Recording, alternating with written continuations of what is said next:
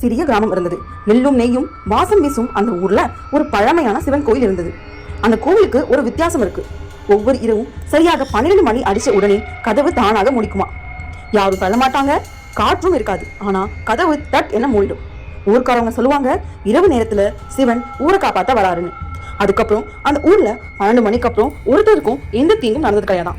ஒரு நாள் அந்த கோவில் முன்னாடி ஒரு குடிகாரன் வந்து நிக்கிறான். சிவன் வராரா, நான் பார்த்தாதான் நம்புவேன்னு கத்துறான். அந்த இரவு அவன் கோவிலுக்குள்ள ஒரு தூணுக்கு பின்னாடி ஒளிஞ்சுக்கிறான்.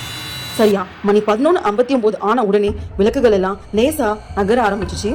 காற்று இல்ல, ஆனா மணியும் லேசா அசைய ஆரம்பிச்சது. கார்த்திக் சிரிச்சான், பயமா எனக்கா அப்படின்னு. சரியா மணி 12 அடிக்கும் போது தட்டென கதவு பலமா மூடிச்சு. அந்த சத்தம் முழு கோவிலையும் எதிரொலிச்சுது. அதுக்கப்புறம் ரொம்ப அமைதியா இருக்கு. திடீர்னு ஒரு காலடி சத்தம் மெதுவா கல் திரையில வெறும் காலில் நடந்து வந்த மாதிரி சத்தம் கேக்குது. கார்த்திக் மெதுவா திரும்பி பார்க்கறான். சிவன் சிலை அப்படியே இருந்தது. ஆனா அந்த சிலைக்கு பின்னாடி இருள் கொஞ்சம் உயரமா இருந்தது. அவன் கண்கள் பெருசா ஆனது. அதை பார்த்து அந்த இருளுக்குள்ள 3 ஒளி புள்ளி இருக்கு. 2 கண் மாதிரியும் நெற்றிக்குள் இன்னொரு தீப்பொறி மாதிரியும் இருந்தது. அடுத்த நிமிஷமே அந்த கோவில் மணி தானாக கடுமையாக அடிக்க ஆரம்பிச்சது.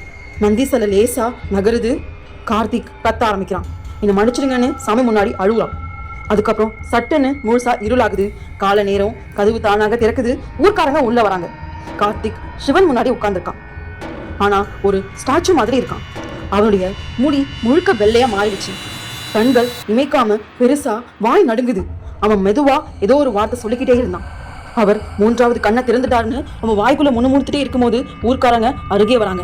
அவன் மெதுவா சொல்றான், அவர் அதை அழிக்க திறக்கல, யாரு தன்னை சந்தேகப்படுறாங்களோ அவங்கள பார்க்கதான் திறந்திருக்காருன்னு. அந்த நாள் முதல்ல ஊர்ல யாரும் 12 மணிக்கு பிறகு அந்த கோவில இருக்கவே மாட்டாங்க. இந்த வீடியோ பிடிச்சிருந்தா மறக்காம லைக் பண்ணுங்க, கமெண்ட் பண்ணுங்க, ஷேர் பண்ணுங்க. இது போன்ற மேலும் வீடியோக்கள் பார்க்கணும் இந்த சேனல் சப்ஸ்கிரைப் பண்ணுங்க. இந்த வீடியோ பார்த்ததுக்கு நன்றி.